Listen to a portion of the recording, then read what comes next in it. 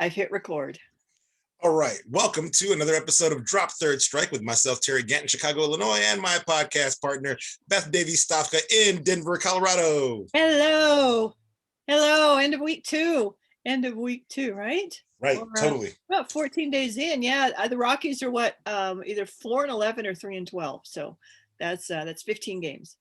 And the funny part about, speaking of the Rockies have lost a lot of games, but I've actually seen some like Rockies, like sections of Rockies games where the Rockies actually still look exciting. Yeah. They're just not winning.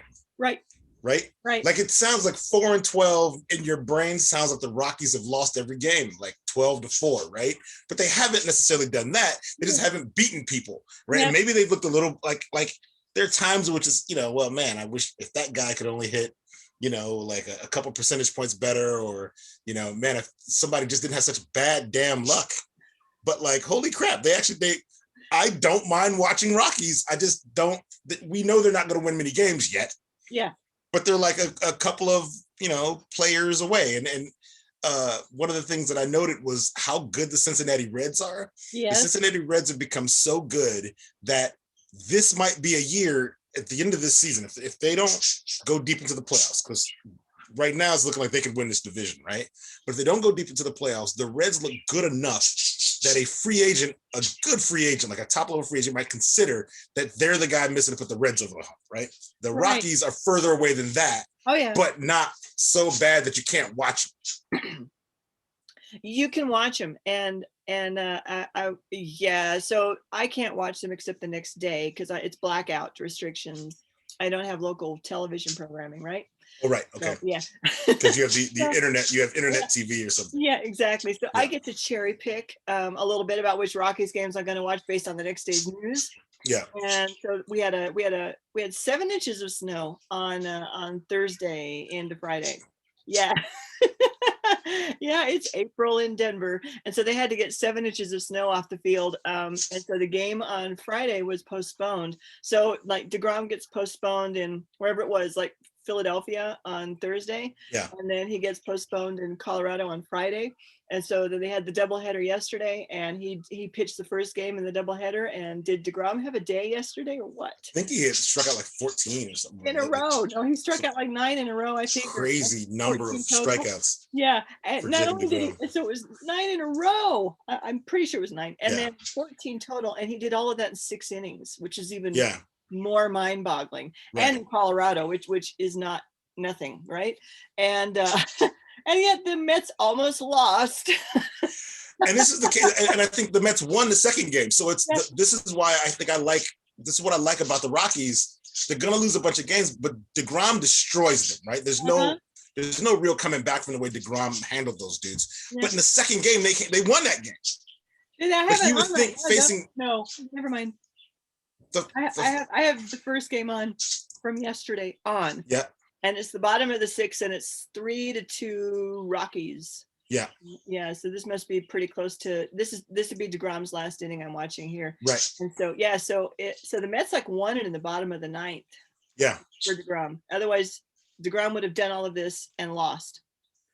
And that's just for the Rockies to not give up after that too. Just that is amazing. Exactly. Nothing like, these guys. And there was this one moment, it might have been in the second game because I had that one on first, where Ron Darling and Gary Cohen almost like stopped in the middle of their banner to just comment because Trevor Story went for a ball that was overthrown. And that guy, I was looking at, I'm like, man, that guy can come up off the ground. How high did he just jump? Because I think, I don't know, because the camera angles are like from up above. Yes. You can't really like guesstimate from here, but that guy came so far up off the ground that Darling and Cohen like stopped their banner to comment on it. It was like breathtaking. And then of course they changed direction to talk about where Trevor Story is going to end up. And that was which is your other problem with the Rockies is they're going to lose a lot of people from this team. Yeah, they're going to lose Trevor Story because he's already said as much. He said, I'm not signing with you guys. Yeah. So you traded like Nolan Arenado, and then you're looking at Trevor Story like, hey, you can make this happen, right? And Trevor Story's like, look, bro, I've been here a long time. Yeah. I can see how this is going. And Blackmon is like, I think he's leading since 2016. He has like the most hits in the majors, or it's not the most hits, but it might be the highest OPS or something like that. Possibly, yes. But his home road split is really not good. So he's like say he's like 600 at home and 400 on the road. Right. So he's probably going to stay here. But he might like to stay, but then it also becomes like, what would Charlie Blackmon look like on a team with like more support? That's true. Right? If he wasn't carrying himself. What would Charlie Blackmon look like on the Astros? Let's say, right? Like, that kind of thing. What would Charlie Blackmon look like on the Toronto Blue Jays? Yeah. Do you think there's room for him on the Astros? I don't know if there is, but like, given that, every year now we're going to see more, like the salaries have gotten so out of control that teams can't keep guys 7-8 years, right? It's got to be like, well, you're worth 150 million. We just can't give it to you, right? We got to give this other guy 110. We can't give you 150. So a guy's got to go, right? So all these teams are going to start seeing a lot of mainstays have to go. The Cubs are going to be probably completely broken up, right? At the end of this year, like the way they're looking. So like, it's going to be, all right, well, it's been real, my man, but Charlie Blackmon, you command a little less than this dude here. So, lots of shuffling, and it happens that way. Mm-hmm. I think that Charlie Blackmon won't go to, he could go to the Giants, but it's kind of like being in Colorado, right? Like if you're Charlie Blackmon, you want to win. You want a chance to not lose. Yeah. So Charlie Blackmon to the Cardinals, Charlie Blackmon, the Brewers, some of these teams that have that can win a division, right? They can win without you. Right. Charlie Blackmon can go to those teams. Right. And probably look pretty good. Right. Charlie Blackmon to the Devil Rays. That's if you don't need to get paid, because the Devil Rays ain't paying nobody. Right. I always call them the Devil Rays. I can't call them the Rays. They're always the Devil Rays. I know people so religious that they were like literally saying prayers of thanks to the God that they worship because the word devil had been dropped from the name, because they felt like it was giving Satan a toehold into. Oh my goodness. Or more than a toehold. If you give anything to Satan, you've given the house away, right? Come on in. Yeah, it's weird. If that's the thing they're worried about in a baseball of all places. That's the thing they're worried about. Yeah. Well, it's better than worrying about the Yankees, right? It is true. Yep. Anything said. Did you hear about the balls incident at Yankee Stadium yesterday? The balls incident. Yeah, fans just started throwing balls on the field. What? No, I didn't hear this. I missed this. Apparently they were that angry, and maybe I didn't get any Yankees. I was watching Quick Pitch today earlier, and I don't think I got to the point where there was any Yankees highlights, so I might have missed this. Yeah. I wonder if they show events like that on Quick Pitch. They probably do, but just real quick. But no, I was reading about it so I can't even say for sure it was yesterday, because I think I was reading at The Athletic yesterday. But it was, here we are like 2 weeks into the season, and the fans have lost their minds over how bad the Yankees are, and we're just like throwing balls all over the field, or like. But it's also like this, the funny thing there is like, what's your expectation here? Like the Yankees are a team that, if you look at their pitching staff, a lot of that pitching staff is dudes who were hurt on bounce back years, who had results before they got hurt. I have Corey Kluber on my fantasy team, so I know exactly what that feels like, right? There's guys where you're like, nah, man, I thought to myself, this is Corey Kluber's bounce back. Hell yeah, let's go. Yeah. And I bench Corey Kluber because it's like, I'm willing to wait a few more starts. But again, let's wait until it gets in the 70s before we decide these guys can't play. Okay. That's the way I look at it, right? Like my pitching staff is a bunch of great named pitchers who are all struggling, right? Yeah. But I think they're struggling because all across the country, hell, you live in a place where you got 7 inches of snow. I know. Right? Like a lot of places, it's cold, it's uncomfortable. We're in week 2. I do believe in like, you can't win the division in the first 2 weeks of the season, but you can lose the division in the first 2 weeks of the season. But if everyone's having the same struggles, then we really don't have to sweat it too much. Right. But the Yankees, I don't know, the Yankees fans are some of the most they just expect to be great all the damn time. That struggle isn't a thing they like. They like when, if one guy struggles on a team, it's just one guy struggling, right? But if it's like the whole team is struggling, then now we have a problem. And sometimes you're just going to have that. Like Aaron Hicks. I don't know what you expected of Aaron Hicks. Aaron Hicks is not an all-star player, really, right? I don't know, like Gary Sanchez. Gary Sanchez honestly can't play every day. When he plays, when he hits, he's great, right? There's going to be some days in which it's like, oh, well, okay, he's got to sit again today with some version of something very uncomfortable, like that's what you get there, But the whole team is a bunch of like a lot of players that, man, it'd be awesome if they're always on, but they're not always healthy enough. Hell, your two biggest guys are Stanton and Judge, and Stanton and Judge haven't been healthy since they were put together. That's what you get. Okay, so let's go to your list because I'm just dying to know what you have to say. The first thing on my list is how good the Reds are. Okay. Right? The Reds are so good. Last year, I remember thinking, this Joey Votto might be like on the way out, right? Like I had written Joey Votto off for the most part. He had a good month or so last year, and then kind of fell back to earth, and then kind of picked it up again. And I was like, man, that dude's been around for so long. You can't be counting on Joey Votto. Yeah. But he's still. Yesterday, the dude had a triple play. Did you see this triple play? I heard about it. It was a sharp line at the first base with a man on first. Joey Votto snags this low line drive out of the air. The runner at first base is like, holy crap, he had a leadoff, so he has to get back to first base, right? So he dives for the bag. Joey Votto dives and basically tags the dude out before he can get there. Like, and he didn't tag him on the hip or something. He's tagging him high on the arm. So basically, he dove in such a way as to kind of block him from even getting back to first base. Then he stands up, so he knows he's got two outs. There's a runner at third base. That runner runs to the plate and scores. But Joey Votto immediately asks someone, did that guy tag up? You see him ask, did that guy tag up? And everybody's like, nope. Joey Votto throws the ball to third base for a triple play. Oh, wow. I expect this guy to be done with it, but that brain, that baseball mind is so quick, right? That like he knew not just like he didn't just risk a tag at first base and then was like heads up enough, right? That, hey, we might be able to get three here. That's not just veteran, that's veteran really cool. Like, I don't mind that at all. Yeah. Like that's a thing. And then like guys like Tucker Barnhart, like, I'm going to end up having to pick this dude. He's available in my league. So I'm glad that we're not live because I don't want anybody in my league to ever listen to us. And then when I talk about fantasy, they go and make moves because of players I noticed that are available. Tucker Barnhart's like, all these guys are doing really well. And it's because they just hit. They just hit and hit and hit. Like, and they one of the things that frustrates me when I'm watching batters have trouble is I'm watching their body language. And it's not, I don't mean like their body language in the dugout or their body language when they like don't do something well.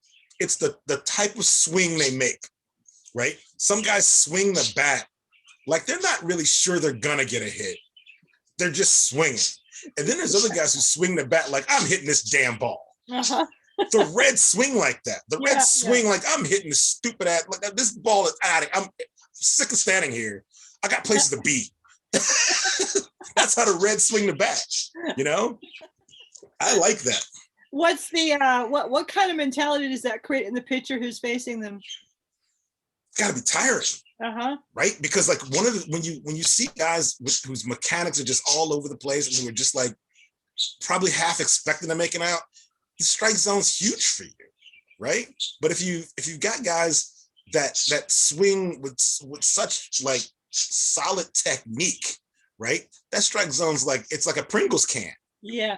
There's no way you can throw it that these guys aren't going to make some form of contact and do something cool with the ball, right? Like they're not even always swinging for the fence. They're making contact to put the ball in play. They're just doing it with a good amount of like force and direct action. And that's kind of cool to watch. Yeah. I watched Javier Baez yesterday hit a 3-1 home run. And he swung. It was like the first time this year where I felt like I saw the guy swing while having his feet planted correctly and twitching his hips the right way and bringing his hands through. The ball was it was like a high fastball, but he brought his hands through a certain way that was like, of course that's going to be a 3-run homer because you did everything mechanically correct. But I've seen him swing at other times when it's like the man's leg goes out and then his hips kind of do a thing and then his elbows somewhere and the bat's kind of flinging itself through and it's he swung really hard, right? And it's like, what the fuck were you expecting to hit with that? Like, that's not a man. You can't hit a wiffle ball with that swing. That's never gonna work. You know, like it really, there's a moment when a batter's in the batter's box where they have to understand that they're actually in control of the damn zone, like, right? And like, you're waiting for your pitch, but when you see the pitch, don't forget all the mechanics because at last I can get a hit, right? Yeah. Remember all the fundamental stuff because that's what you got to use even when you're struggling, right? Like even when it's not looking well, you don't switch it all up. Just keep doing the thing that the way you're supposed to do it and just make contact, right? Then you don't have to think about it so much. Now you're just making contact. Great. Instead of, it goes from a blooper over the second baseman, the shortstop's head, to a line drive in the gap, right? To a ball in the corner. That's what you end up with out of these kind of things. And I see watching the Reds hit. It's like, holy crap! That's how you got to do it. Yeah. You know, like that. There's that. And then the Reds also had a kid, Sean Kramer, right? Sean Kazmar. Sean Kazmar is back in the big leagues after 12 years. Yeah.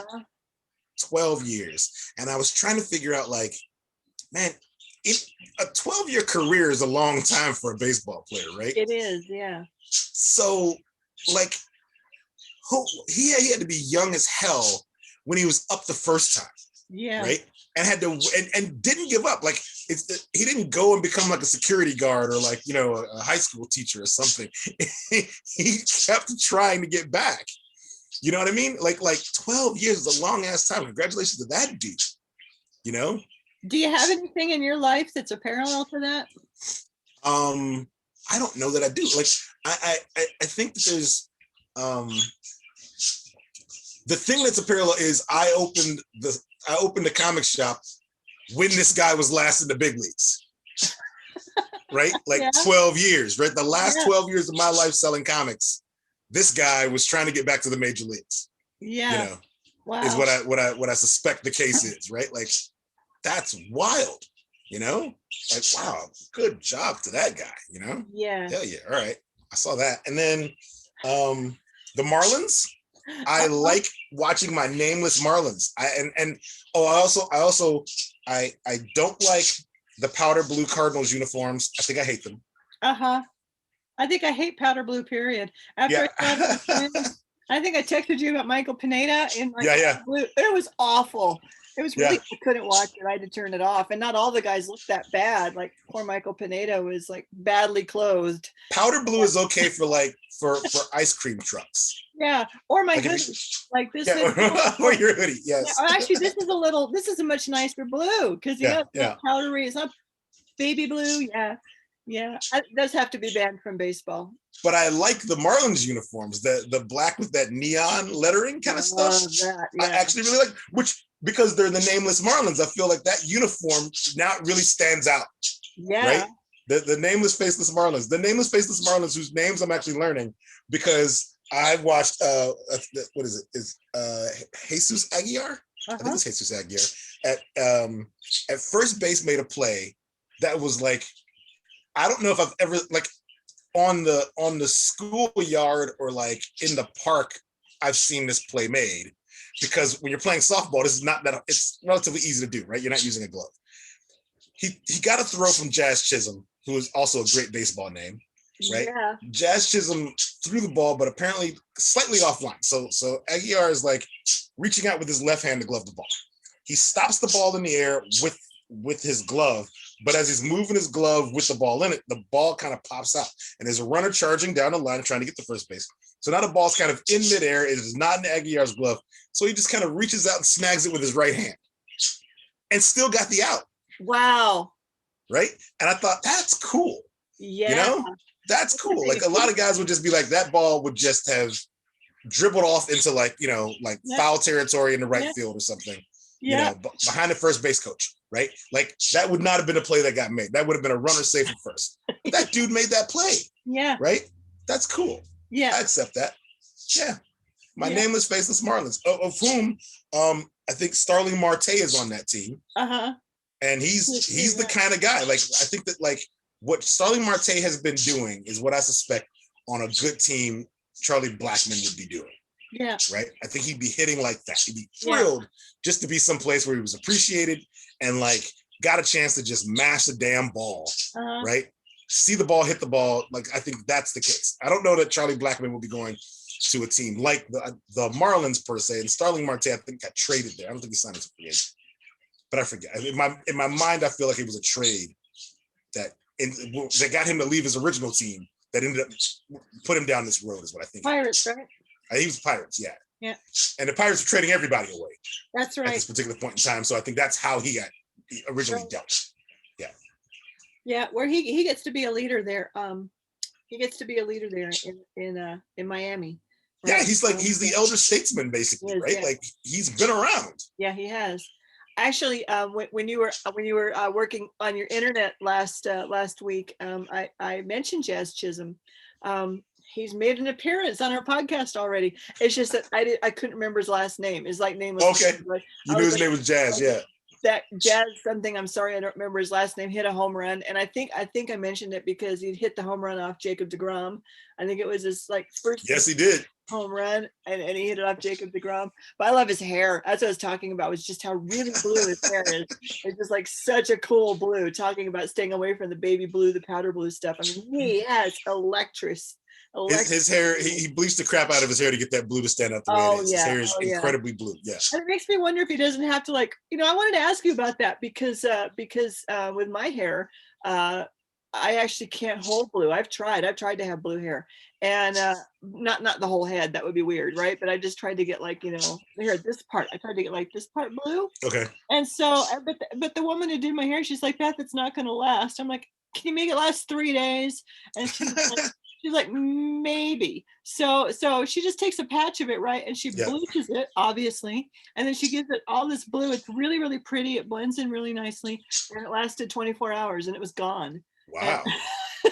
Right. So here's this fine, thin, tangy stuff, and it can't hold on to blue. So if you have Jazz Chisholm's hair, does it hold blue, and for how long? Because I know you got to bleach it, but then do you have to keep redoing it?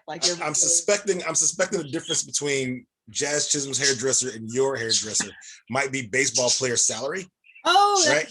So this is Miami, right? Like the hairdressers Jazz Chisholm's probably gonna find there are probably like, don't worry, we got every color under the sun. Yeah. And we can make it stay. Sure, he's probably got to show up every 2 weeks, but whatever. Okay, every 2 weeks. Yeah, okay. And I'd have to show up every day, which would end up costing me as much as every 2 weeks maybe does for Jazz. So maybe. Yeah, he's gonna need to his hair's still growing, so he's gonna have blue, but then there's gonna be this black underneath it. And if he doesn't want that. Yeah, and it's also gonna, when I dyed my hair green years ago, and what would happen is the greens, it took really well, but the problem was that at some point as the green is washing out, it starts looking like dead grass. So then you have to you got to repeat this process if you don't want the dead grass look, right? But at the point at which I decided I was done with the green hair and I was just gonna go to just having natural hair for the most part. This is right at the process where I began doing the dreadlocks. What ended up happening was I had to wait effectively a long time for the dead grass to start looking just kind of blondish, right? And then for the blondish to look brown, and then for the brown to become black. And that was a year worth of hair issues. Oh wow. My hair is very weird. I changed jobs somewhere right in the I don't need green hair process, right? So job interview for the job that I got was right around the point where I was like, well, I think I'm just gonna be done with this green hair thing. It's a pain in the ass. So I did the job interview with the green hair. I'm not sure. I know I was hoping I got the job, and I did get the job. But then it was everybody at work was like, "What's with this kid in the green hair? This hair is weird," And the only way to unweird it would have been to shave my head, and I just wasn't gonna get a new job and then up and shave my head once they've already said, "Hey, you're hired," right? Yeah. So I just kind of let it grow out, but it was a whole process of just dealing with it, And people, it looks like that's what's happening with Lindor, because he did the whole Mets blue thing when he and it's just kind of faded, right? But he's letting it go. He might be like, look, I'm hitting now, right? He might have gone full on Met, not knowing how this transition, hoping for the best. And now that it's going really well, it's okay, I don't have to overdo it. Yeah. Sometime this summer, I'll just go back to blonde mohawk. Yeah, That's right. Yeah. he's ready. Well, okay. So that's and Jazz Chisholm is oh gosh, he's young. Didn't you love Yes, to see his smiling face on TV? And it's like, oh gosh, absolutely. they're they look younger all the time, these players. I remember when I first started watching baseball, I thought every baseball player was like 10, 15 years older than I was. It never dawned on me that they were my age, ever. When I first started watching baseball, every baseball player looked 40. Uh-huh. Yeah. Except Ken Griffey Jr. They all look 40, right? And now you hear a guy's like 22 years old, he's in the major leagues, you're like 22. Wow, he looks 12. I know, right? They look so young, and yeah, and every year younger. And I never thought that day would come, but I did kind of feel like there was kind of like this, I kind of revolved around something and started off on a different path. Right when I was around 40 years old myself, and that was right about when they started to look younger than I was, and Yeah, just gets younger and younger. Except guys like Scherzer. Guys that are pushing 40, they look like grown men, but some of them just really look young. Gosh. yeah, they absolutely do. All right, you said you had questions. Oh, I do. And like I said, context for them. So best week in baseball. This is not neither a question nor a thing, but I'm very grateful to the Cubs and Wrigley Field for having a Friday afternoon game, because that has sustained me through the years, because Friday everybody plays at night except the Cubs, so I have a day game to watch, and I'm so grateful for that. And so I had it on Friday afternoon, and so the Braves were playing defense. Jason Heyward got a single. He goes to first base, and Freddie Freeman like cuddles up to him and like nuzzles him. It was so cute. I think that was my favorite moment of the week, was Freddie Freeman cuddling with Jason Heyward. It was so cute. And it wasn't like, unmanly. It was a totally manly cuddle. But it because when you think, they probably came up together, honestly. Like Heyward was a Brave a long time ago. Yeah. And Freddie Freeman, like, at some point, like he was very young during the end of the Chipper Jones era. Right? So these guys are probably like an A-ball together, Yeah. They were on the picture because somebody picked this up for the next day or that night or something. I don't know, but they were on the cover of Sports Illustrated together when they were like 20 years old. Yeah. They had no idea what would lay ahead of them in terms of career and life and everything else, and now here they are, low these many years later, and just like still just like the best of friends, where are they so happy to see each other at first base. It was adorable. That's awesome. You can find that online. Okay, so the first part of my week, which probably the very best part of my week, was tuning in to see the last few innings of Rendon's no-hitter, which was when I tuned in, a perfect game. And by the time it finished, it was a no-hitter, right? Yep. And that hit by pitch, I had I had a couple of questions for you about that, because you're like 2 outs away from a perfect game, and you hit a guy in the foot, and and I watched it a couple more times. It did look, in a way, it's like the most Carlos Rodon thing in the world, right? Like, because like, this is a guy who, as a White Sox prospect, was supposed to be kind of like the it pitcher some years ago, and has had, like, I don't know, I guess in a way it's like he's had crap tons of bad luck with injuries, right? But also, it had become kind of clear that if Carlos Rodon's going to be successful, he can't be your 1, 2, or 3 guy, right? You need to get yourself a 1, 2, and 3 guy, and then you can kind of deal with Carlos Rodon's like kind of up and down disappointment, erraticness, whatever the hell it is, right? And the good thing about that particular outing was Carlos Rodon starting off that game throwing like 93 miles an hour. Yeah. By the end of that game, he's throwing 97, 98 miles an hour. Right. Right. And this is what, like, when I talk about hitters having to maintain a fundamental kind of base from which they can approach their at-bats, no matter what the hell is happening, a pitcher has to constantly be trying to deceive a hitter. Yeah. Right? In order to be in control of what they're doing. And one of those ways that you can deceive hitters is to not let hitters know how hard you're actually going to be throwing that ball, right? So 93 is fast, right? Yeah. But if you can later on ramp it up to 95 and 96, Because usually it's the other way around, right? You start out at Exactly. 98, and by the end of the game, you're at 91 because now you're getting tired. If you are able to ramp it up, right, that's when folks are just not ready for what the hell is going on. But that hitting somebody in the foot thing is like, you know, a lot of pitchers in this league, a lot of guys want no-hitters, but they'll take a one-hitter, right? They'll take a one-hit shutout in which they win the game. A lot of guys, because the pressure of a no-hitter is immense. Yeah. You know? And I would like, when it's guys like, you know, deGrom or Scherzer or somebody like that who are throwing no-hitters, it's like, hot damn, of course they are. They're the best in the business, right? Right. When it's someone's fourth or fifth pitcher throwing a no-hitter, I automatically want to give that guy's next start a day off, right? I don't even want to, like, I want him not even having to sweat it, because having to think you have to compete with that, you have to like repeat it somehow when you haven't been that guy. Yeah. Right. I don't often see these pitcher performances as like indicative of what's coming next. I often see them as big aberrations because now you're pressing, because now you've proved that you can do that thing. Right. I don't want that. I want you to just take a week off. Right. You know, go on vacation. Right. Go see some movies or something like that. I'll see you in a couple weeks. Right.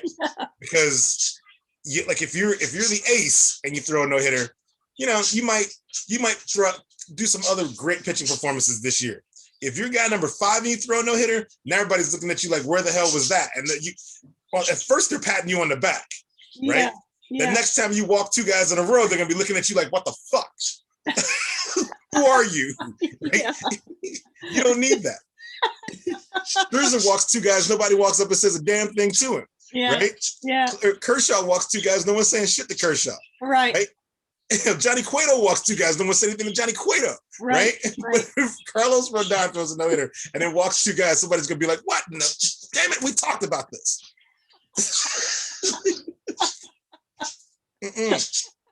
Okay, I would not want to be in those shoes.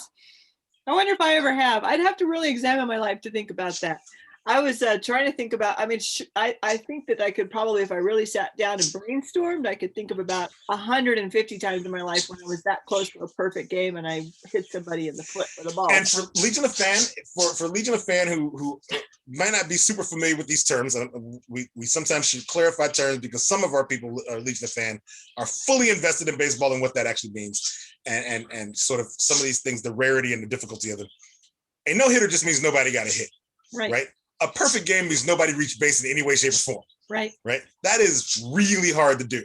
Right. There was a kid whose name I don't have in front of me last week who in softball pitched a perfect game with all strikeouts.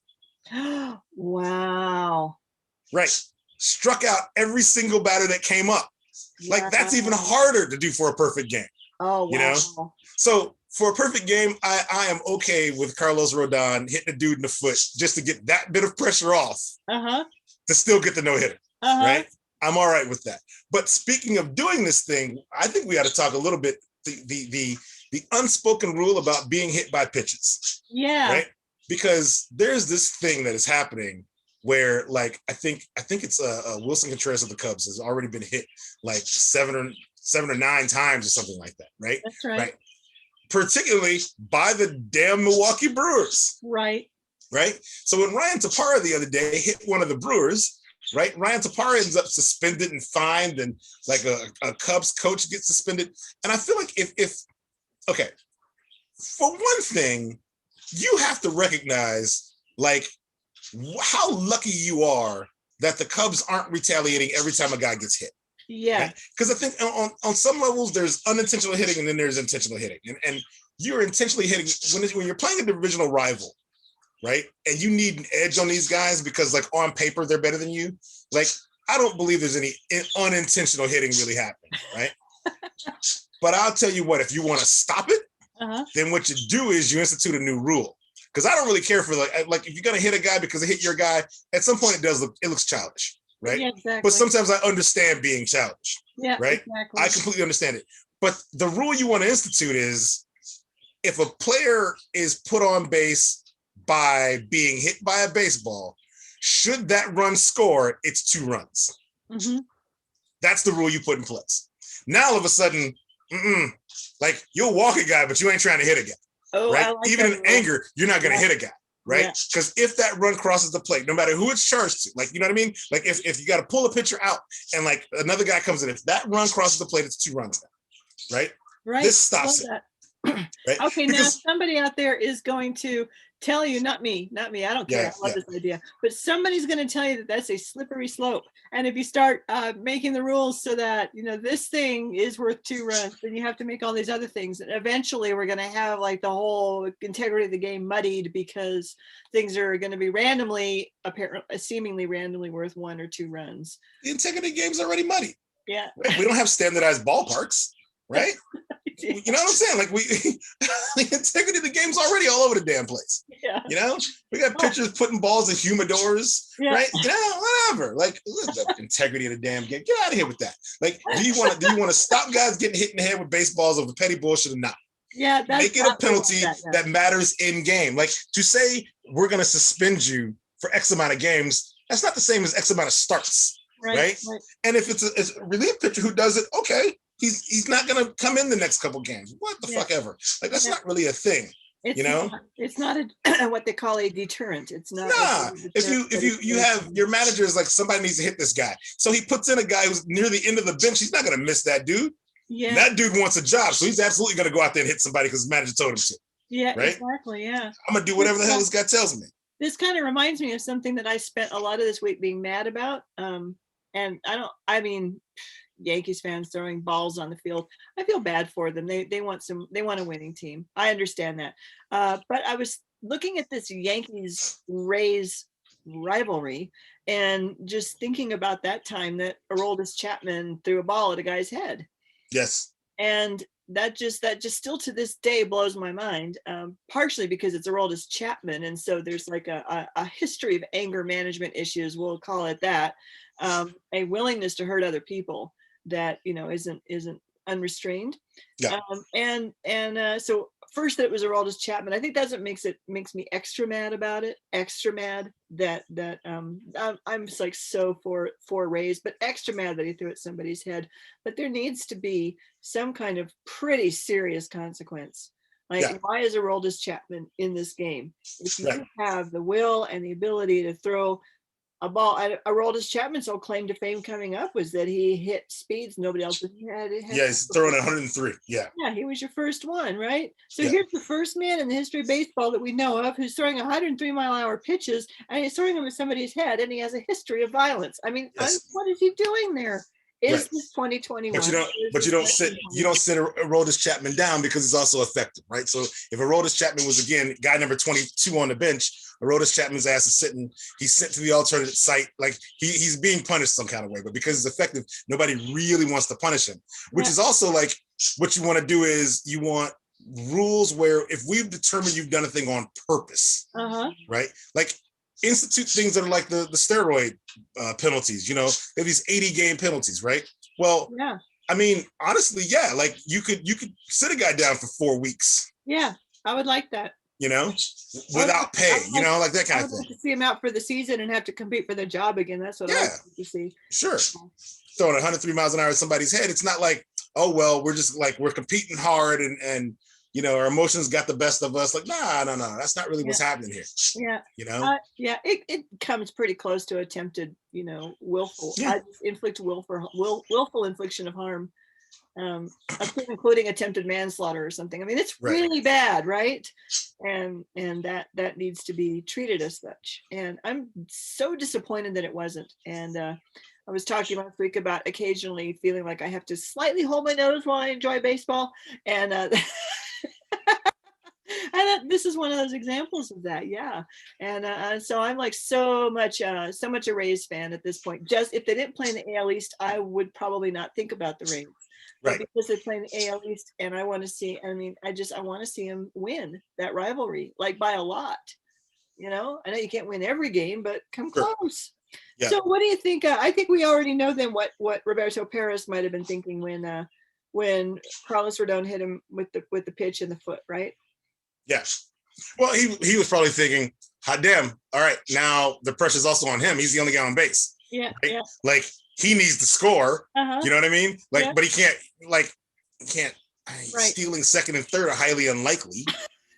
You know, Yeah, he didn't have a lot of time because he was the last batter of the entire game. So he really was. Right, like that superpower of become invisible and then fly, and they had both superpowers. I'm standing here, like I guess I don't know.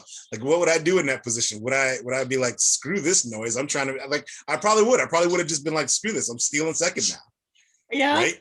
But let me disrupt the entire thing.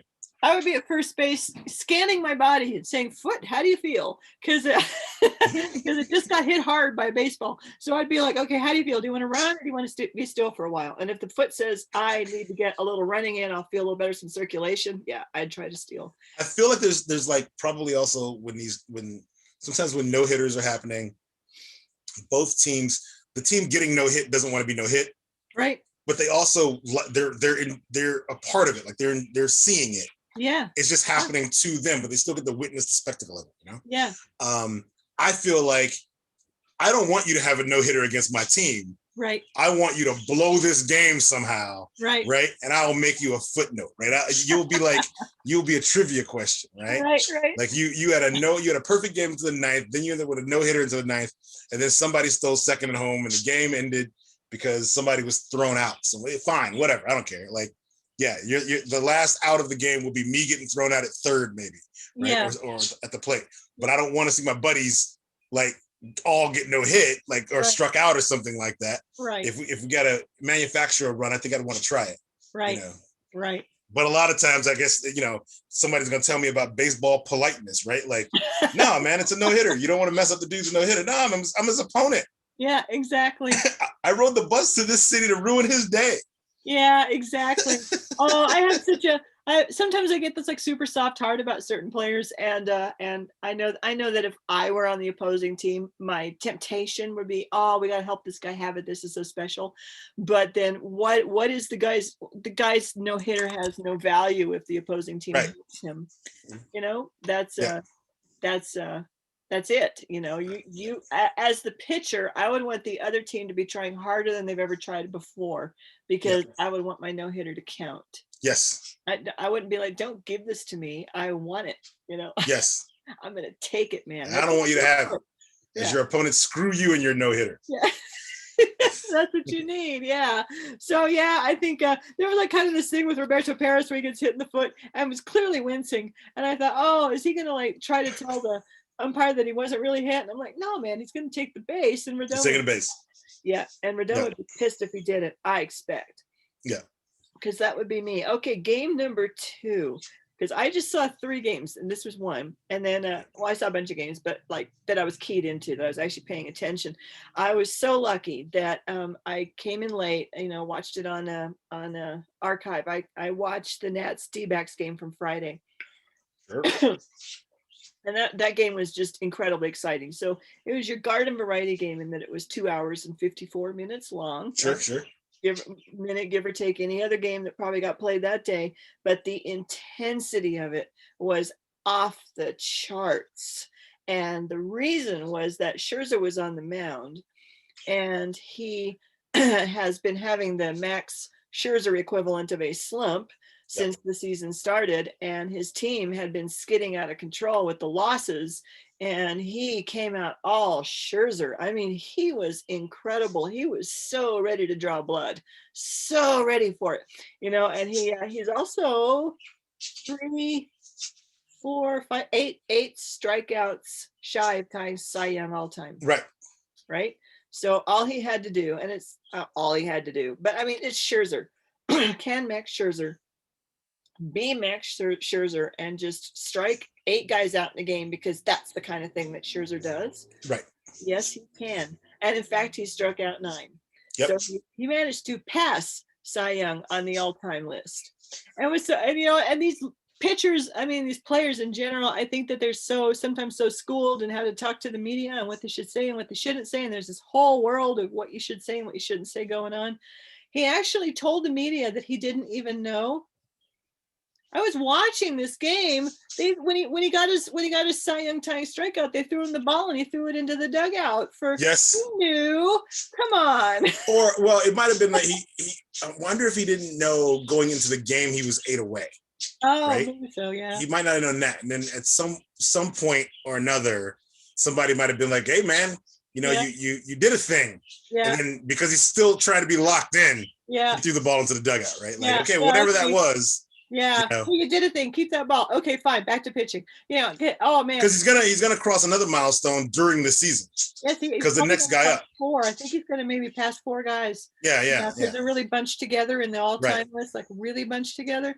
So he could finish this season. Like now he's in 22nd place, I think. Right. So he could maybe feasibly finish this season like 18th place. I think it's doable. I think that was the mental calculation I did. His first strikeout, he clearly felt like he had that, like that he did that. It wasn't like the other guy swung at a bad time. The guy swung at great pitches, and Scherzer knew it. And so he starts that whole thing of stalking around the mound, know, that FP loves so much, and Panther like, like he's stalking and and he gets more and more and more intense. It's Scherzer intensity, to the point I doubt anybody could say anything to him, because I doubt he could hear. Like words would not be penetrating this bubble of intensity, and it was so infectious that I think it was Daniel Hudson pitched the 8th inning and Brad Hand pitched the 9th inning, and they were equally intense. They were acting like it was game 2 of the World Series or something, and they get a guy out, they'd be like, yeah, they were pretty geeked up about it. Man, it was unbelievable. It was absolutely unbelievable. And then I had to think of you, 2 things that we have talked about many times on this show. The first is that it's the bottom of the 9th and the game is tied, and Josh Bell comes to the plate. Yeah. I worry about him. And you care about Josh Bell? I do, yeah. I mean, it's like all last season. I think all the season before, it was all they talked about was, Josh Bell looking so like he looks younger and younger at the plate all the time. It's the look in his eyes. It's not me getting older. Josh Bell looks scared. Yeah. And I could be projecting that onto him.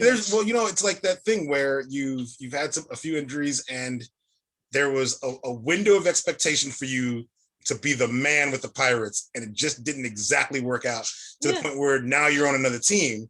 Yeah. And now you have to you're going back to that expectation, right? Yeah. But if you're Josh Bell, it doesn't all have to be on you, is what you might have to realize.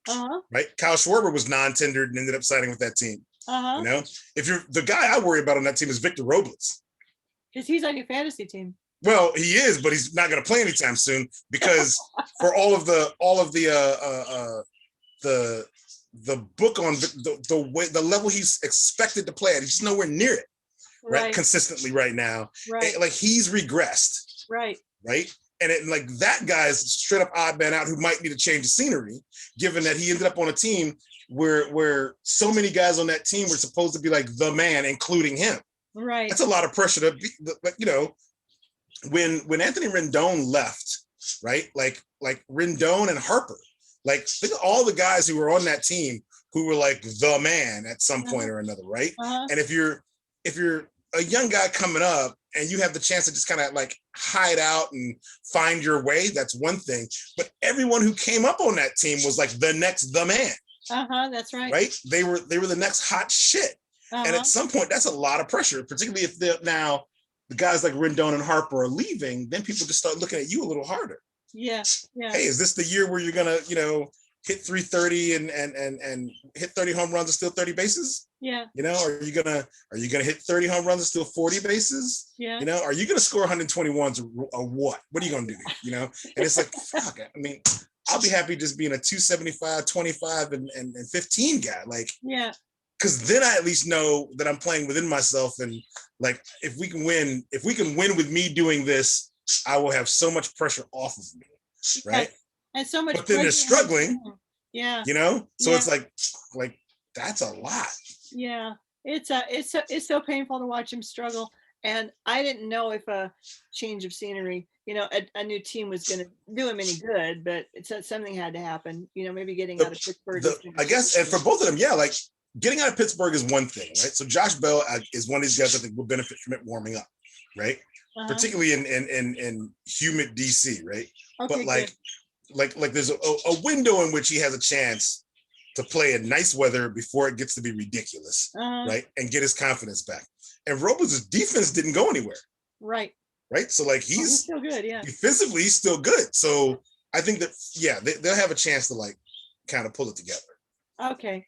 Okay. Then I'll worry in the moment, but not in the future. Yes. I won't worry myself into the future. Because that team was Trey Turner and like all these guys on that team who were really good at baseball. Yeah. But every time one of them comes up, it's like, you should be on the box of a video game. Yeah. Right? What the hell? It's immediate pressure.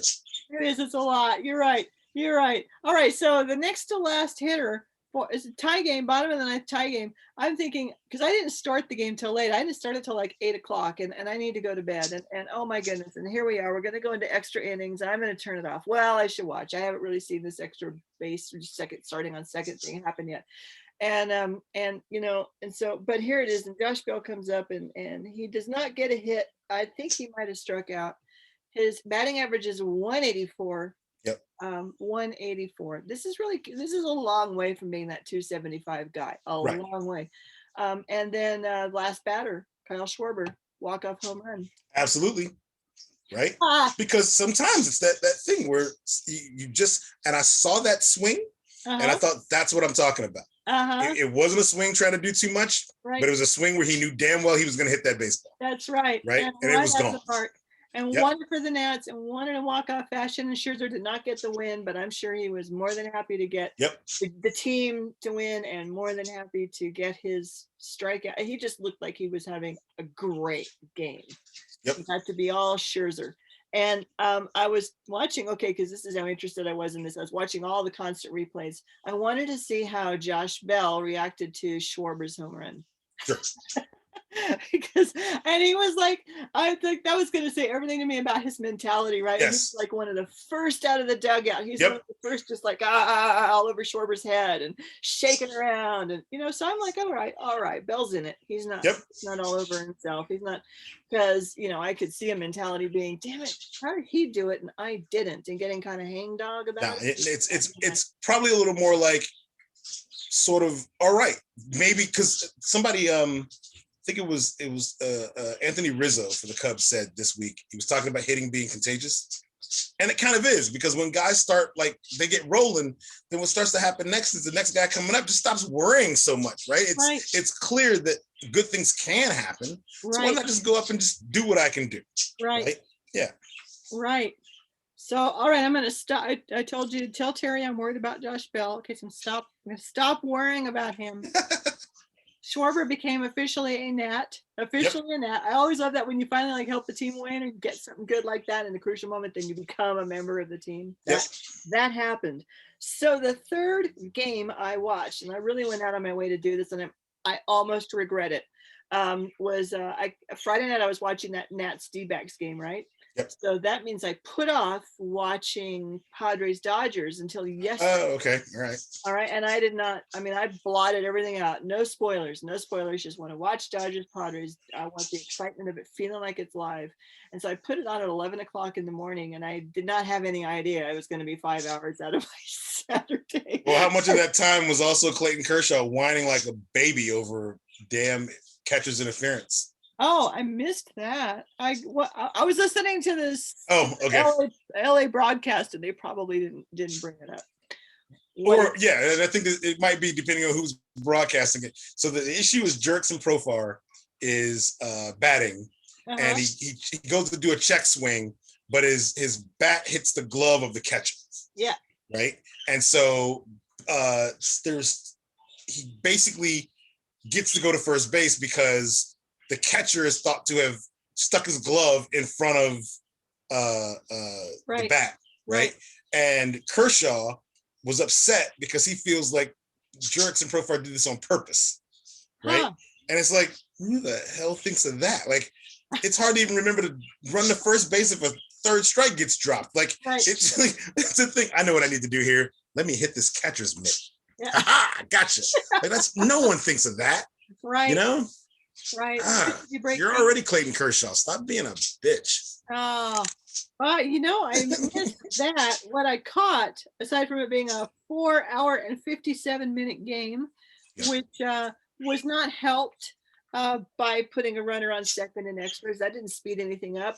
For all I know, this would have been a quicker game without that. There is there's no way to know, right? No way Right. whatsoever to know. So I'm joining the camp of people who think this isn't a good rule and let's not do it anymore. Right? 4 hours and 57 minutes. Now I did manage to add in a lot of stuff while I was watching, because I didn't like sit and stare at the TV for 5 hours, but I never dreamed it was going to take that long. But the notes I made, first of all, that the Padres fans were fantastic. Yep.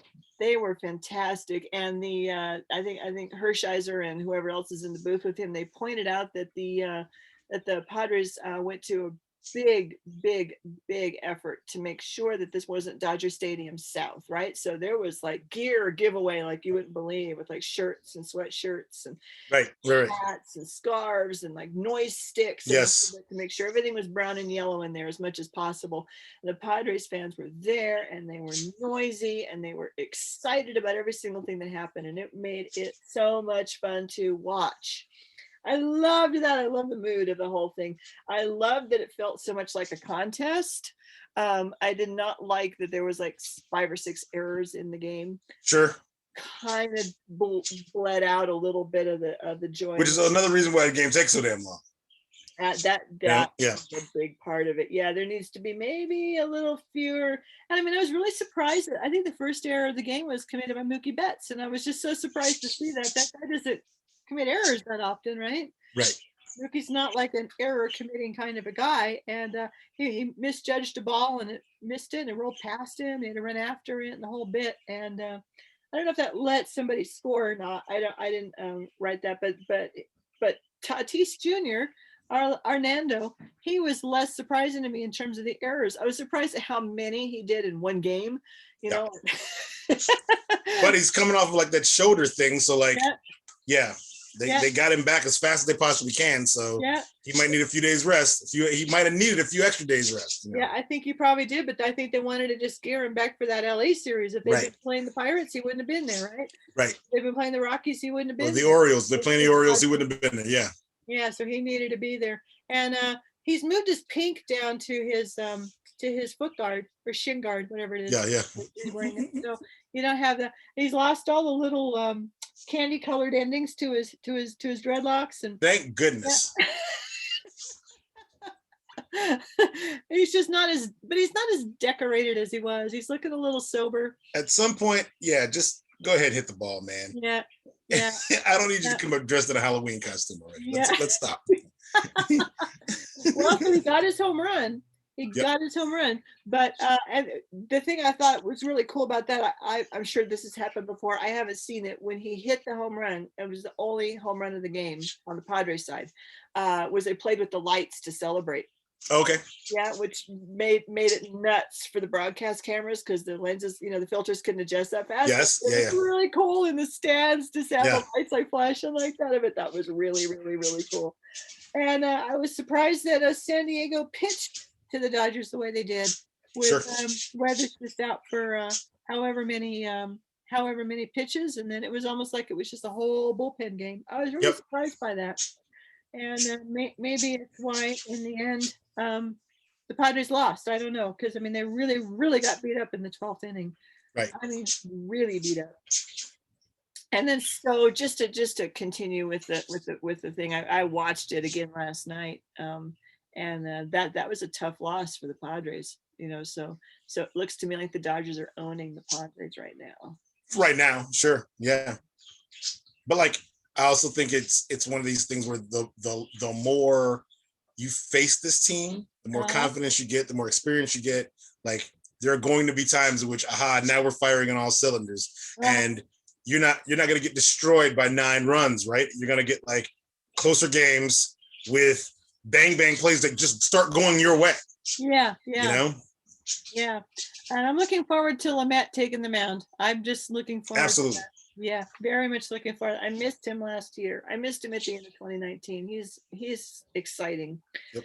All right, last topic that I made notes on would have something to do with Jackie Robinson Day. Okay.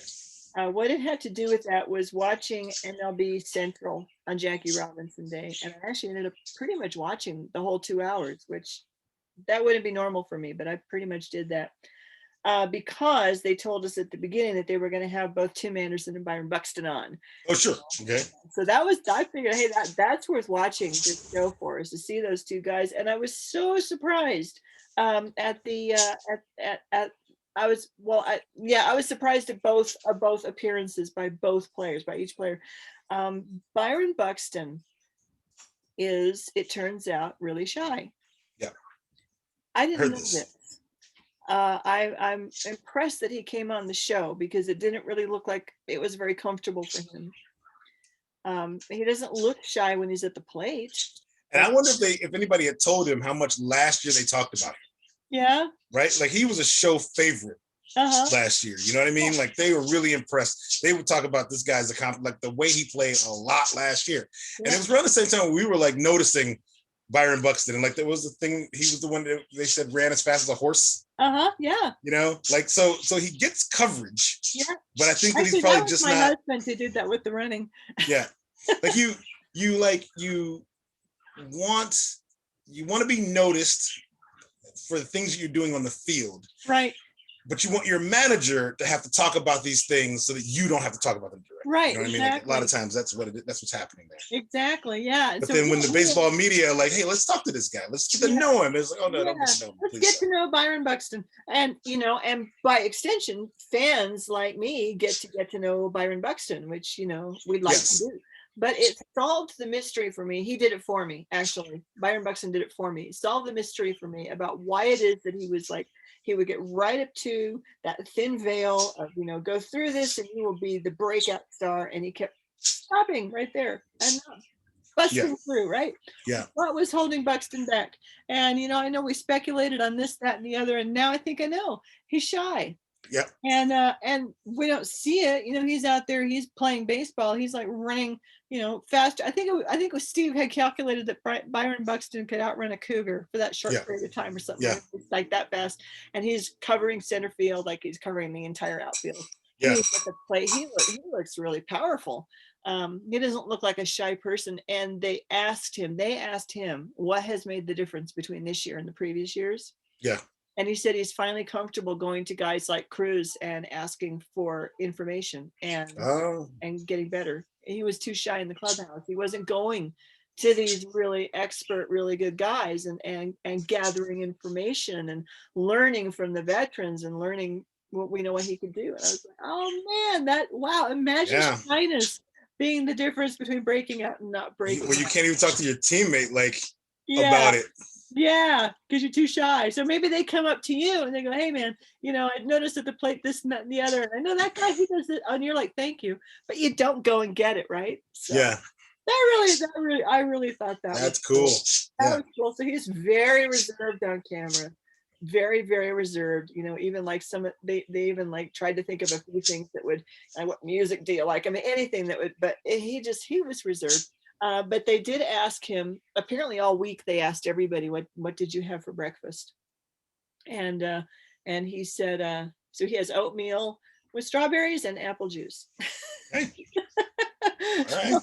He loves his apple juice, he said. So there's Byron Buxton. There's the what is it like I'm like the entertainment television reporter on but then compare this to Tim Anderson, who also comes on and who is so comfortable with the camera that you think that they just lived together, or grew up together. Yeah. Anderson and the camera, that guy is so, I mean, it's not even charisma so much as it's like and I noticed this, when I first noticed him in the 2019 season, that talking to him was just like you're in your living room with the guy, or you're in his. He grew into it really quickly for the most part, right? Like this team had other people on it at one point who were kind of considered to be like this team's leaders, right? And through trades or whatever, those guys have gone.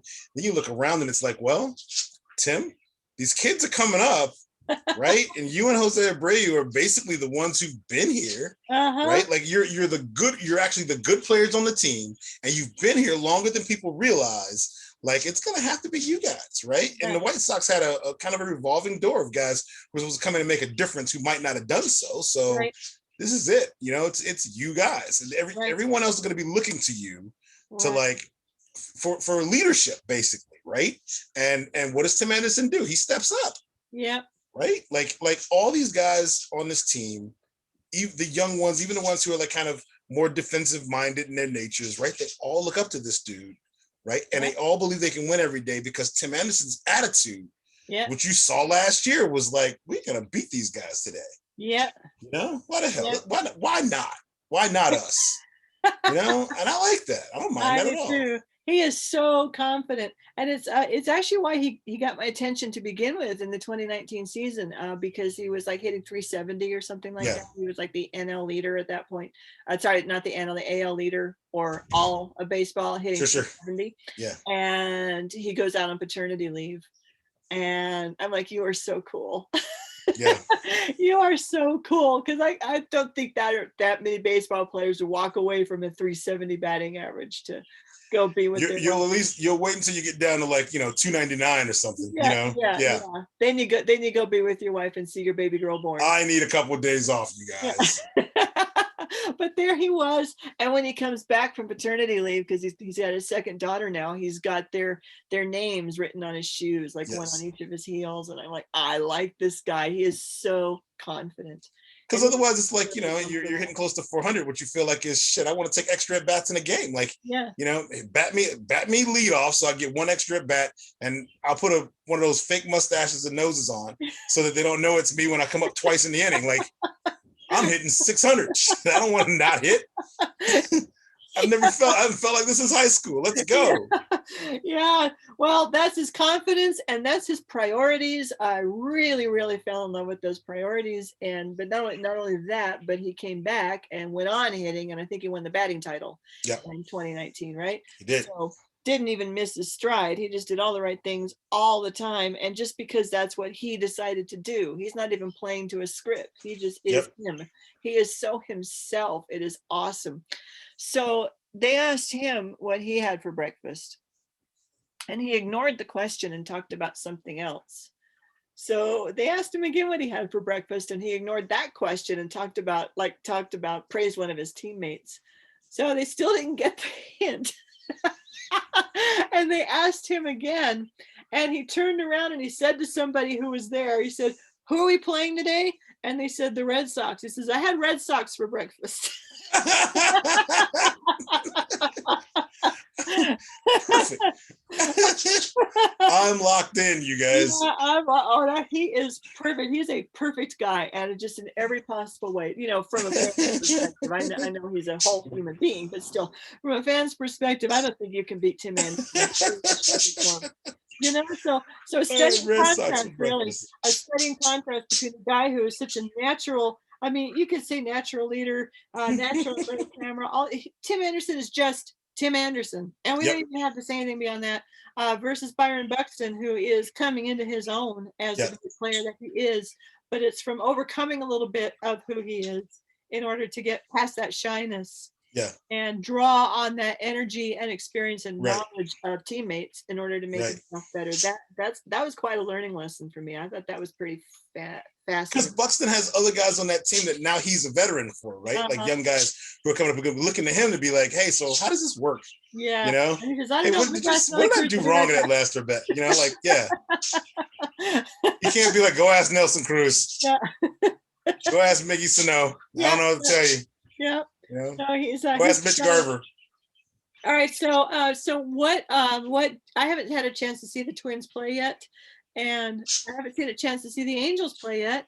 And I thought yesterday, I said, perfect, Twins are playing Angels. I can see both teams, and then they have contact tracing, so no game. Correct. Yeah. And the Angels are kind of playing over their heads right now, right? Like the last place in the AL West team we were expecting haven't been playing like the last place team in the AL West. Right. But like, again, we'll see how it goes. Right. But like I saw Anthony Rendon hit a ball the other day where I was like, oh, he doesn't know they're supposed to be in last place. No one told him. Holy crap. All right. Yeah. Oh, wow. I was talking about Anthony Rendon's batting stance with my dance teacher this past week. Yeah. Because we were talking about deploying the obliques in some of these like spirally things you do on the dance floor, because, you got these like radical changes of direction, even, in spite of momentum. So you have to use your obliques to control it. And I know that Rendon's always out with oblique injuries. And probably because he's swinging for the fence just in the batter's box. Yeah.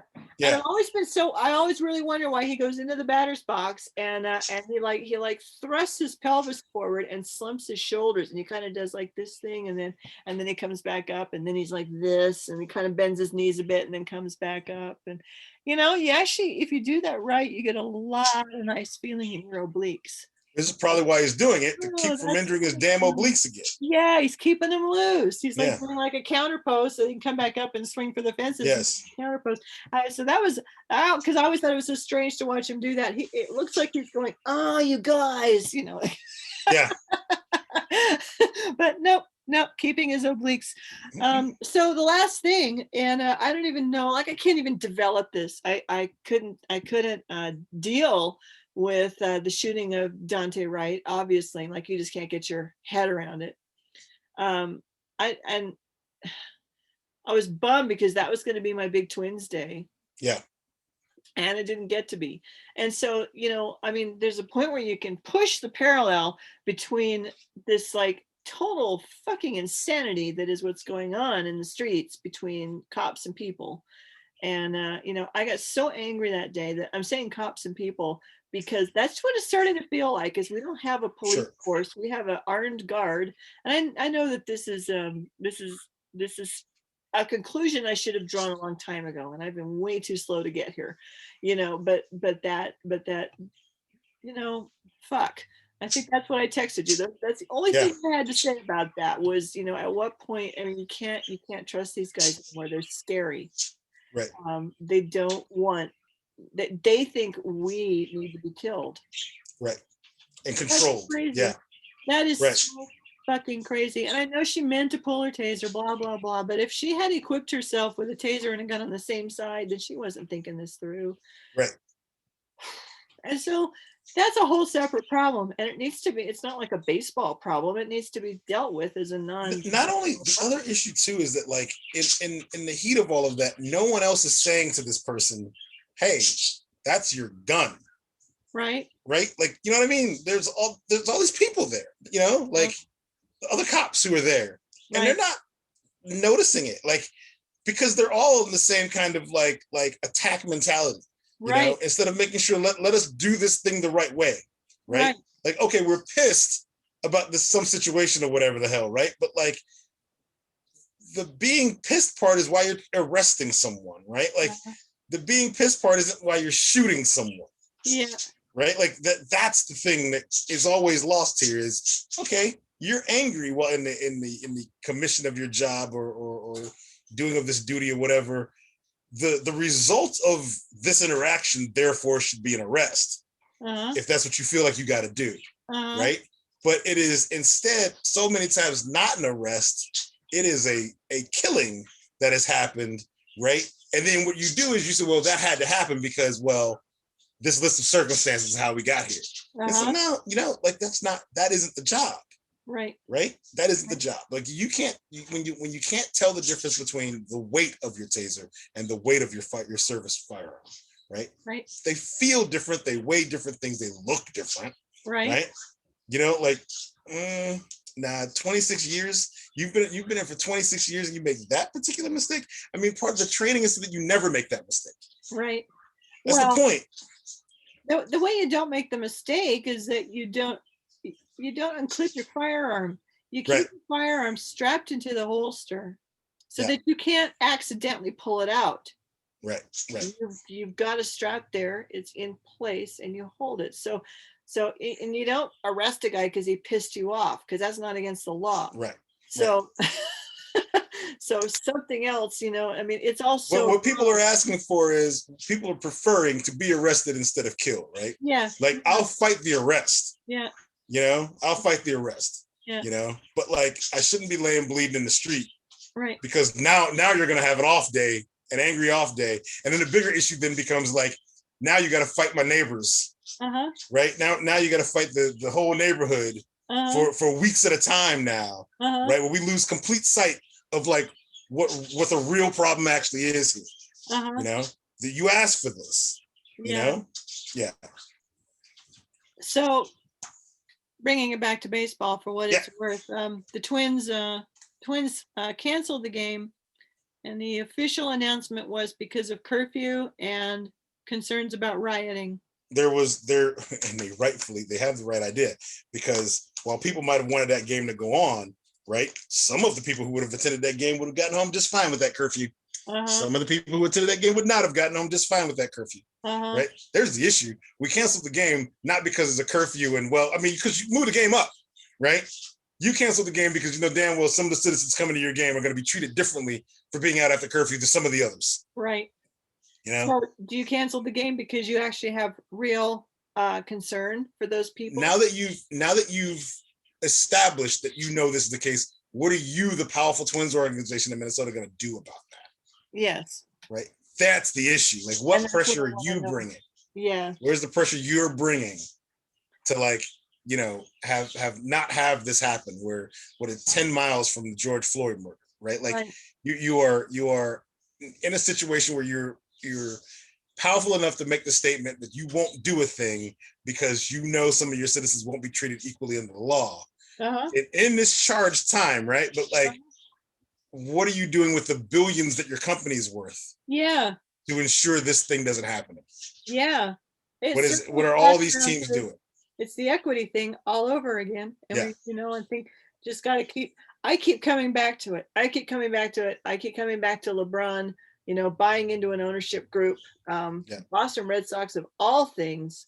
What a history the Red Sox have. It's awesome. I think about what is his agenda and how far can he push it, and why can't we have more LeBrons? Because we need people who are that committed to Black people having real equity in these things, so that you don't have to wait around for billionaires of any color to decide whether they feel like protecting you or not.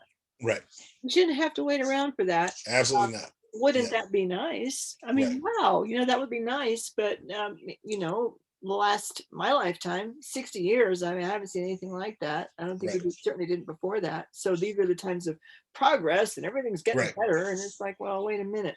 So that was that you kind of answered my question about that, because I was thinking about the Freddie Gray murder and the time that the Baltimore Orioles closed the park to fans and played the game. Yeah. The game got played anyway. Yes. I can't remember who they played.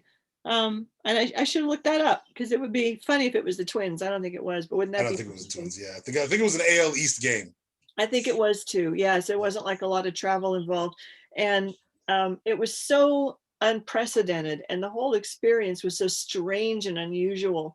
And I think it's Gary Cohen and Jim Palmer were the broadcast team. Yeah, I think so. And they were so stunned by what they were doing, broadcasting a game where the news team in the second booth, they were having to take steps to block each other's voices out because there was no sound. There was no soundproofing. Yeah. Was nothing. It made last season's fanless COVID games seem prepared.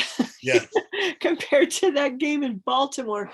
And I was like, why did they have that game in Baltimore and they didn't have the game in Minneapolis? And that was the difference, was it was a day game in Baltimore. If that hadn't been a day game, it wouldn't have happened. Right. And I really hadn't thought of that. And I guess also they kind of maybe knew what they were doing, because I think it was already like a few days of rioting into the Absolutely. Yep. Yeah. Whereas you didn't have that happening in Minneapolis yet. So back to the theme that we've been developing for several weeks now, that these people have to get involved in making these things not happen anymore. Yep. And with that, I have to go. Okay. So we should probably end here. Let's end here, because let's end here. Back to it. And besides, you and I have the answer. It's that you turn into the love. Absolutely. Why is that so hard? It's not hard, Beth. So we know it. We know it. And good talking to you today, Terry. Absolutely. Sign us out, Beth. And I'm gonna sign us out just by telling everybody, our whole legion of fans, that we have the answer. You do it every day. You can do it right now. You can even look at yourself in the mirror and turn into the love. Turn into the love, everybody. Turn into the love. Bye, Terry. Bye, Beth. Bye.